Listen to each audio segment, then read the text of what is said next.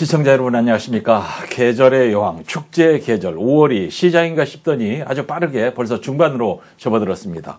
울산에서도 이번 달은 축제잔치가 이어지고 있는데요. 지난주에 옹기축제를 필두로 해서 시부리축제, 장미축제 여러 축제가 지금 준비가 되어 있습니다. 이 가운데서도 울산의 쇠부리축제는 좀 특별하죠. 울산에서 철기문화가 시작된 것이 아주 까마득한 기원 전후 시기니까 무려 2000년이 넘었습니다. 그래서 산업소대의 문화원형이란 말이 나오는데 바로 그 쇠부리축제가 이제 20년 됐어요. 자, 그런데요, 2000년의 역사를 가진 기가 막힌 문화 콘텐츠인데도 축제의 성격이나 규모나 그리고 철기문화 보존 문제 이런 것들을 생각하면 좀 말하기 부끄러울 정도로 빈약하단 말이에요. 그래서 오늘 이슈 잡은 우리 쇠부리축제의 현주소 그리고 앞으로 나아갈 방향을 놓고 얘기를 해보려고 합니다. 울산의 역사, 문화와 관련해서 다양한 활동을 하고 있는 울산매일논설실장 김진영 이사 나오셨습니다. 반갑습니다. 안녕하십니까? 예. 자, 오늘 할 얘기가 이제 임자를 제대로 만난 것 같습니다. 예, 문화 콘텐츠 많이 아시잖아요. 쇠부리축제 벌써 20년 됐나요? 그렇습니다. 이게 사만시대, 지금으로부터 까마득한 2000년 전, 그때부터 시작된 이 철기 문화가 완전히 잊혀져 있다가 새롭게 다시 부각된 게 이제 지난 2005년이거든요. 2005년부터 이 울산에서 쇠부리 문화, 철기 문화, 이거를 문화 콘텐츠로 시작한 게 벌써 20년이 딱 됐습니다.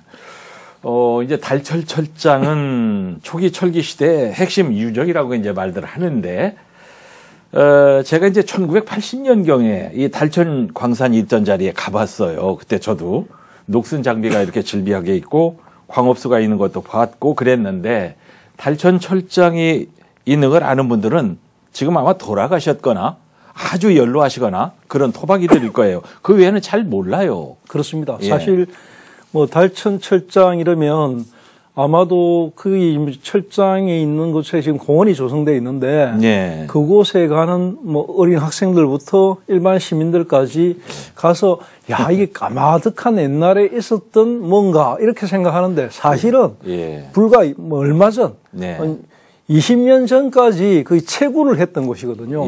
그런 걸 사실을 아는 사람은 많지 않고요. 이 시설이 2000년이 됐다 이러면 고개를 까우뚱합니다. 근데 사실은 그렇습니다. 사실 달천 철장 자체가 기원 전 2세기부터 공식 폐광된 2002년까지 무려 2000년 동안 철을 생산하던 곳이고 2000년? 사만시대부터 시작해서 신라, 조선, 산업화 시대에 이르기까지 우리나라 철의 중심지였다는 거예요. 이거 세계적으로도 거의 유일무이한 곳이고 그래요? 2000년 동안 계속해서 생산 활동을 했던 철광 거의 없습니다. 세계적이란 말이죠. 그렇기 때문에 이 초기 철기 시대부터 삼국시대까지 남한 지역 제철 유적이 모두 한 103곳 정도가 된다고 많네요. 많습니다. 많은데 경북, 경남이 50곳으로 절대적으로 많고요. 강원도, 서울, 경기 이렇게 쭉 분포되어 있는데 지구상에서 광물 가운데 가장 많이 분포되어 있는 게 알루미늄입니다. 알루미늄? 알루미늄. 그래요? 네, 그게 제일 지구상에 많이 분포되어 있고 두 번째가 철광석이거든요. 그러니까 지구상 어디에나 없는 곳이 없는 것. 거의 대부분 나라에서 파면 나오는 게 철이거든요. 철인데 이제 철의 질이라든지 이런 게 좀 다르죠. 근데 중요한 거는 이제 울산 같은 경우에는 이 철의 문화가 굉장히 오래되고 전통이 있고 그리고 양질이고 이런 특수적인 뭐 그런 것들을 갖고 있는데도 불구하고 그동안에 참 많이 소외되고 잊혀져 왔다는 거죠. 그건 역사적 연유가 쭉 있는데 그건 조금 이따 말씀드리려 하고 그런 것들이 이제 되살아나고 있다. 그런 측면에서 20년 된 쇠부리축제 굉장히 기념할 만하다 할 수 있습니다.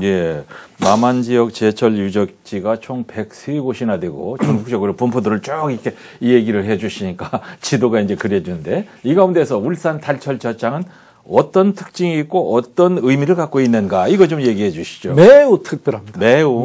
그러니까 어떻게요? 과거 기록을 살펴보면 진한과 변한 지역의 철 생산에 대해서 태평의람이라는 책 그리고 삼국지 위서동의지라는 책, 이 책에 이제 뭉뚱그려서 변진 지역에서 철이 많이 나고 그 철을 많이 가지고 온다 이런 이야기가 기록이 돼 있거든요. 예. 기록이 돼 있다는 거는 그만큼 이제 그 시절에 벌써 2000년이나 훨씬 전에 이 변진 지역은 가야하고 신라 땅이거든요. 예. 그러니까 이쪽에서 철이 많이 생산됐다는 건데 이 철의 어떤 분포나 이런 것들이 그냥 그런 기록에 의한 것 말고도 현대에 들어가지고 발굴을 통해서 많이 드러났거든요. 예. 특히 발굴을 통해서 일본의 야요이 문화, 일본 야요이 문화, 야요이 지역 이쪽에서 나온 철장들은 거의 대부분이 울산 달천 철장에서 가져간 것들이다. 예.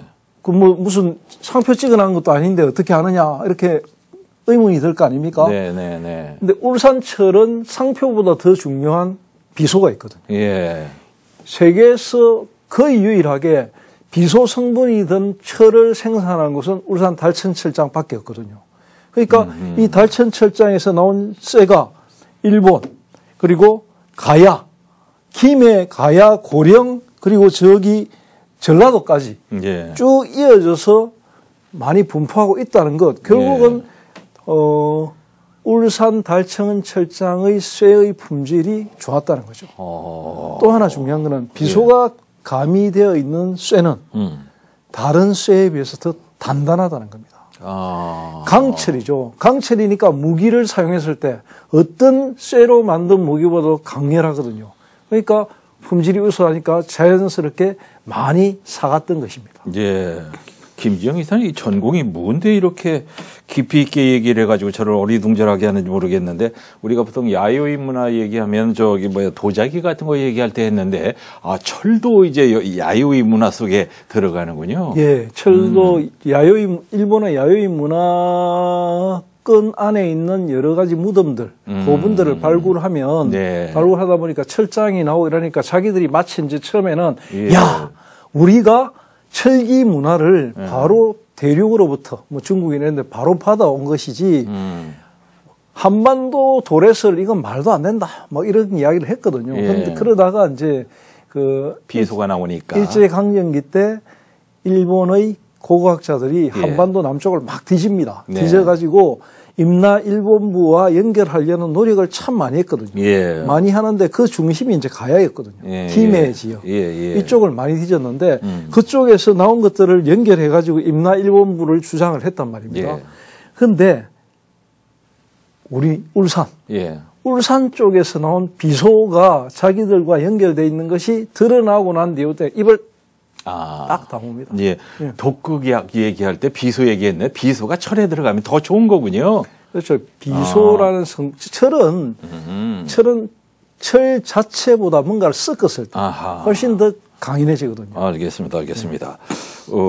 궁금해서 자꾸 얘기가 빗나갔는데, 고대 동아시아에서 최대 철 생산지가 울산의 달천이었다. 그래서 우리나라 최대 제철소가 포항으로 가는 게 아니라 울산에 왔어야 한다. 이런 주장을 하는 사람도 있단 말이죠. 거기에 대해서 또 한 가지 말씀을 드리자면 지금 현대자동차가 있는 자리, 연포, 여기가 본래 제철소 부지였거든요. 여기가 본래 제철소 부지였는데 이 제철소가 포항으로 가고 이 자리에 현대자동차가 들어온 것입니다. 거기에는 결정적으로 박태준이라는 인물의 역할이 있었죠. 자, 어쨌거나 결국 울산에 달철철장이 있었기 때문에 신라의 삼국통일도 가능했다는 얘기가 여기서 나오는 것 같아요. 맞습니다. 바로 그겁니다. 철이 있었기 때문에 신라가 번성할 수 있고 신라가 삼국통일을 이루어낼 수 있었다. 그리고 그 신라의 삼국통일의 가장 기반이 되는 것은 울산의 달천이었다. 그게 핵심입니다. 그러니까 남한에서 고대 최광 유적은 현재까지 울산 달천 강산 유적이 유일하거든요. 달천 철장은 신라의 삼국통일에 가장 중요한 역할을 했고요. 황성동 유적은 뭐냐면 신라 도성에 위치해 있는데 지금의 포항 같은 역할입니다. 달천의 철을 파가지고 황성동에 가서 두드린 겁니다. 그래갖고 무기를 만들고 막 이렇게 한 거죠. 그런 역할 분담을 했던 것이 바로 울산과 황성동, 달천과 황성동의 관계였습니다. 그러니까 어떻게 보면 지금 그 울산, 달천, 경주의 황성동 이게 20년 전의 모습이 지금은 이제 포항제철과 울산의 관계 이렇게 되어 있는 거죠. 이런 철기 문화의 중심지가 근대까지 이어졌다는 게 참 놀랍습니다. 앞에서 제가 본 걸 잠시 이제 얘기를 했습니다만은 불과 20년 전까지만 해도 철광광산이 가동을 했단 말이에요. 네, 가동했습니다. 예. 실제로 가동했고 이게 이제 일제강점기 때 일본이 이제 그 달천철장을 싹 빼앗아 가지고 자기들이 이제 이용을 했거든요. 예. 이용을 하다가 사실 이 달천철장에서 나오는 쇠 예. 이것 때문에 사실은 군수물자 이용에도 용이하지 않았습니까? 예. 그런 것들 때문에 여러 가지 하다가 이게 이제 일제강점기가 끝나고 난 다음에 대한강업이라는 이름으로 네. 다시 이제 또 가동을 합니다. 그러다가 산미철광. 산미철광. 네. 그렇게 예. 이어지다가 2002년도에 모든 철의 생산을 다 중단하게 됩니다. 예. 네. 네. 그 달천광산이 세계에서 제일 오래된 철광이라는 얘기는 맞습니까? 제가 세계의 모든 것을 다 조사하지 않았는데, 예. 제가 알아본 바에 의하면 2000년 전부터 지금까지 계속해서 가동이 되는 철광산. 예. 물론 울산은 이제 2002년에 끊겼는데요. 예. 가장 오랫동안 가동한 건 달천철장이 맞습니다. 폐쇄와 부활을 반복한 역사에 어떤 숨은 얘기들이 있는지 궁금한데, 비하인드 스토리가 좀 있을 것 같아요. 당연합니다. 이게 네. 이제 신라가 이 통일 신라로 1000년의 시간을 번성을 했거든요. 네. 번성을 했다 망하지 않았습니까? 그렇습니다. 신라가 망하고 난 뒤에 수도가 개경으로 옮겨갔거든요. 예. 개경으로 옮겨가가지고 예를 들어 집권하고 있는 정치 세력이 개경에 있는데 저 멀리 경주 옆에 그 울산의 달천광산에서 쇠를 계속해서 만든다. 이거 굉장히 위험하거든요. 네. 그쪽에 어떤 세력이 새로운 세력을 만들 수 있지 않습니까? 네, 네. 그러니까 울산 달천철장은 그때부터 완전히 이제 몰락의 길로 갔던 겁니다. 갔다가 다시 이제 조선조에 와서 고려 말 조선조 초에는 외국어가 덕실되고 이러니까 국방의 중요성이 더 중요해졌잖아요. 네. 그러니까 자연스럽게 다시 이제 그 광산이 활성화됐다가 예. 세종 때는 가장 활성화됐죠. 그러다가 임진왜란이 있고 난 이후에 또 완전 한번 무너집니다. 야하. 임진왜란 이후에는 또 전쟁 그 정묘 뭡니까 병자호란 이후에는 크게 전쟁이 없었거든요. 네. 영조, 정조 시절 이후에 구한말까지는 평화로운 시절이었기 때문에 그 조선이라는 나라가 농업국가였고 예. 농업국가에서 광산에 사람을 동원해갖고 열심히 철기를 만드는 그런 일은 할 필요가 없었으니까. 예. 또 이 염철법이라 해가지고 뭐 여러 가지 또 세금이나 이런 문제도 있고 이러기 때문에 특히 이 조선조의 광산은 국가에서 운영을 했거든요. 예. 국가에서 운영하다 보니까 개인이 뭔가 쇠를 만들고 쇠를 다루는 게 철저히 금지되다 보니까 자연스럽게 완전히 문을 닫게 된 것이고요. 예. 그러다가 병자호란 때 나라가 완전히 한번 무너지고 난 뒤에 네. 조선 중기에 이의립이라는 울산 전업 출신의 이 장군 이분이 이의립 장군이 이의립 선생이 다시 거기서 이 토철을 광산을 다시 개발합니다. 이의립 장군이 여기서 나오는군요. 예. 예. 그래서 이때 조선 중기에 다시 한번 달천철장이 부활을 하거든요. 네. 지금 우리가 쇠부리 문화, 쇠부리에 대한 여러 가지 축제 이런 콘텐츠들은 이때의 콘텐츠들을 많이 가지고 있습니다. 왜냐하면 그전 것들은 거의 전설이나 기록으로 별로 남지 않아 있거든요. 네. 하지만 이의립 선생부터는 기록으로 남아있기 때문에 이쪽의 콘텐츠를 가지고 이제 이야기를 많이 하고 있는 그런 상황입니다. 여기서 이제 이의립 장군 얘기가 나오는데 참 대단한 장군이십니다. 10년 동안 전국을 누비고 돌아다니다가 결국 고향 마을에 달천철장에 이제 오셔서 발견했다고 하는데 달천철장은 생산량이 많아서 알려졌을 텐데 왜 전국을 돌아다녔을까요? 여기에 그렇게 쇠가 많은데도. 그러니까 이제 이게 그 이의립 선생이 태어나고 자랐을 때는 네. 한참 동안 달천광산이 폐쇄되어 있을 때거든요. 네. 그리고 나서 이제 한 시대 또 폐쇄가 됐어요. 우리가 뭐 불과 한 20-30년만 지나도 수풀이 무성해지는데 100년, 200년 지나고 나면 거의 뭐 자취가 없어집니다. 그러니까 이야기로 저기 우리 동네에 뭐 이런 게 있었다더라 이런 이야기는 있지만 그래서 뭐 뒤져봤겠죠. 뒤져봤는데 정확하게 나오지도 않고 이러니까 전국을 다녔던 것이고요. 그러다가 이제 선조가 꿈에 나타나고 뭐 이래가지고 찾았다는 극적인 이야기가 있는데 네. 어쨌든 간에 예립 장군은 굉장하신 분입니다. 왜냐하면 자기가 이 나라에 대해서 자기 집안이 대대로 나라에서 녹을 먹고 있었는데 이거 나라를 위해서 보답할 수 있는 거는 뭔가를 하는 것이다. 그중에서 나는 철을 무기를 만들겠다. 그래가지고 그런 일념으로 평생을 바치신 분이고요. 네. 조선조 현종 때인데 예. 현종 때 이제 그 지금으로 치면 국방부죠. 국방부에 그 각종 무기들을 대량 제작해가지고 갖다 바칩니다. 예. 그러니까 현종 임금이 깜짝 놀라는 거죠. 그때 당시에 유황 같은 경우에는 유황. 예. 유황은 정말 구하기 힘들었거든요. 아. 그래서 유황 같은 경우에는 일본 쪽에서 전부 수입을 해오거나 멀리 대만에서도 수입을 해요.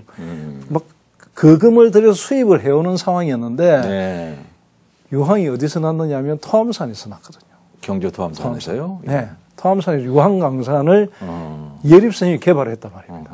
그러니까 임금이 놀래가지고 이거 어떻게 개발했느냐, 어째 찾았느냐 다 일일이 물어보고 그렇게 해가지고 이제 동지, 충추, 부사 이런 벼슬도 내리고 예. 부동산도 하사하고 예. 그래 아주 많은 그 공을 치하하고 나라에서 굉장히 떠받들었습니다. 그 유황이 그렇게 중요한 거였군요. 그 유황은 무기를 만드는데. 예수가 태어났을 때 동방박사가 가지고 간 것 중에 선물 3가지 중에 유황이 들어가지 않습니까? 황금, 유황, 뭐 몰약이라고 하는 뭐 이런. 비격진철례라고 들어보셨죠? 저 처음 들어요. 임진왜란 때. 예. 그 뭐예요? 수류탄 같은 건데 안에 화약이 들어가지고 던지면은 들어보셨을 건데. 외놈들이 이게 뭔가 신기해갖고 막 구경하다가 팡 터진 그 유명한 그거에 유황이 있어야만 가능하거든요. 저의 쇠부리 축제에 자세히 가보지 못했는데 쇠부리 축제에 당연히 이의립 장군이 나와야 될 것 같은데요? 나옵니다. 나옵니다. 나오고 지금 쇠부리 축제는 더 중요한 거는 뭐냐면 그때 당시에 뽑았던 쇠물, 쇠를 어떻게 뽑아냈느냐. 그걸 재현하거든요. 재현하는 행사를 10년 전부터 해갖고 지금 거의 90% 이상 복원하고 있는 상황입니다. 자, 그런 역사를 가진 울산의 철기 문화가 이제는 문화 콘텐츠로 남아있는데 발굴 과정도 재미있는 얘기가 있습니다. 예, 발굴 과정 재미있는 이야기 있습니다. 예. 그 나오는 분 소개도 좀 해야 될 것 같은데 왜 불매 강원도 불매 뭐 있지 않습니까? 쇠부리 문화가 쇠부리 축제가 지금처럼 이렇게 완성이 되어 가는데 가장 결정적으로 했던 게 바로 모 방송국에서 시작했던 잃어버린 소리를 찾아서 MBC 정상태 프로듀서. 예, 정확하게 뭐 그렇게 말씀하시니까 뭐 정확한데 그 울산 MBC의 정상태라는 분이 계셨는데 그분이 이제 녹음기 들고 다니면서 울산의 곳곳을 누비면서 잃어버린 소리를 찾아서를 했거든요. 그때 최재만옹이라고 지금은 돌아가셨는데요. 그때 젊으신 분. 그분이 이제 쇠부리 노래, 쇠부리 소리를 직접 채록을 했습니다.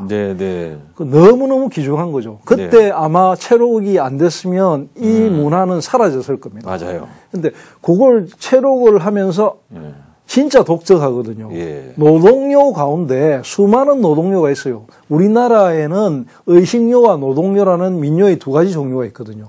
하나는 의식요인데 의식요는 뭐냐면 행사할 때 부르는 민요고 또 하나는 일을 할 때 부르는 노동요인데 이 노동요에 어떤 쇠를 다루는 기술을 숨겨놓은 가사가 있는 거. 이거는 뭐 유일합니다.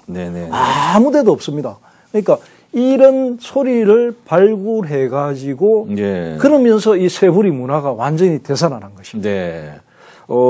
저도 이제 그 옆에 체록할 때 그 부근에서 있었기 때문에 너무나 많이 들어서 불매야 경상도 불매 뭐 그런 것도 있는데 제일 핵심은 아야여로 불매야라는 게 나오거든요. 이게 뭐냐 아야여는 나는 그 쇠를 넣을 테니까 너는 불매질을 하여라 이런 식으로 이제 방법들을 풀모질 그러니까 사용 설명서를 넣어놨습니다. 그렇군요. 그게 중요합니다. 자, 울산의 철기 문화는 어떤 차별화된 부분이 있는지, 다른 철기 문화하고는 무엇이 다른지 이런 부분을 조금만 얘기를 해 주실까요?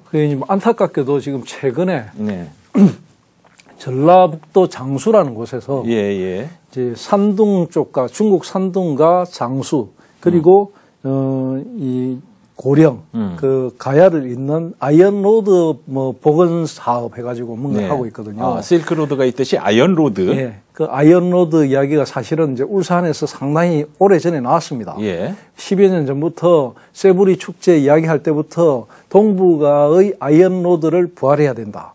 저 연해주부터 시작돼서 동해안을 따고 쭉 내려와서 울산 달천을 거쳐서 일본으로 연결하는 이 아이언로드. 예. 이 아이언로드의 가장 중심에 울산 달천이 있다 해가지고 그 많이 부각을 했는데 네. 좀 유야무야 됐거든요. 네. 이게 사실은 일본의 그 히로시마 대학교에 있는 그 노 교수가 달천 철장을 절대로 없애면 안 된다고 박명훈 시장한테 편지까지 보냈었거든요. 이야. 그 정도로 일본 역사학계에서 울산 달천을 중요하게 생각하거든요. 자기들의 문화의 원형이기 때문에. 네, 네. 그래서 아이언로드에 대한 중요성이 그만큼 부각됐는데 그걸 우리가 치고 나가지 못했어요. 그러다 보니까 전라북도 장수에서 지금 새로운 아이언로드를 자기들이 뭔가 문화 콘텐츠를 독점하려고 예. 뭔가 시도를 하고 있거든요. 네. 그런 시점이기 때문에 참 안타까운데 실제로 장수 쪽의 이 철기는 울산과 비교가 안 되는 울산은 유일하게 비소가 들어있는 철기이기 때문에 이게 국제적으로 유통됐다는 증거가 확실하거든요. 네. 그러니까 지금이라도 이걸 우리가 반드시 선점해가지고 네.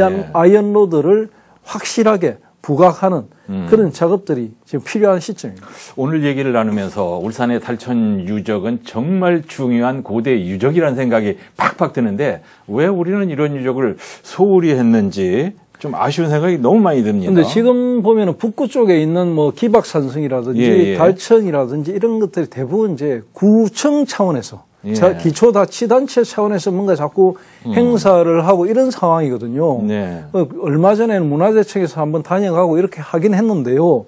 이게 기초자치단체, 즉 북구청 차원에서 이렇게 뭔가 다루기에는 한계가 있기 마련이거든요. 네. 그러니까 이게 울산의 가장 핵심적이고 대표적인 문화 콘텐츠라는 점 때문에라도 네. 울산시에서 이걸 먼저 이제 그 핸들링을 해줘야 됩니다. 예. 컨트롤을 해줘야 되고 울산의 대표 콘텐츠 하면 철, 네. 소금, 그리고 뭐 처용, 뭐 고래 뭐 네. 이런 것들이거든요. 네. 이런 것들은 시 차원에서 반드시 컨트롤을 해줘야 된다. 네. 그런 측면에서 지금이라도 달천 철장을 중심으로 한 세부리 축제 네. 그리고 울산의 철기 문화의 여러 가지 시설, 기념할 만한 것들 이거 지금 달천 철장 가보면 조그맣게 기념관이 있거든요. 네. 이것도 말이 안 되거든요. 이것도 확장하고 컨텐츠도 많이 넣어가지고 네. 시에서 이걸 손을 좀 대가지고 대한민국의 대표적인 철기 문화의 산실로 만들어가야 한다고 봅니다.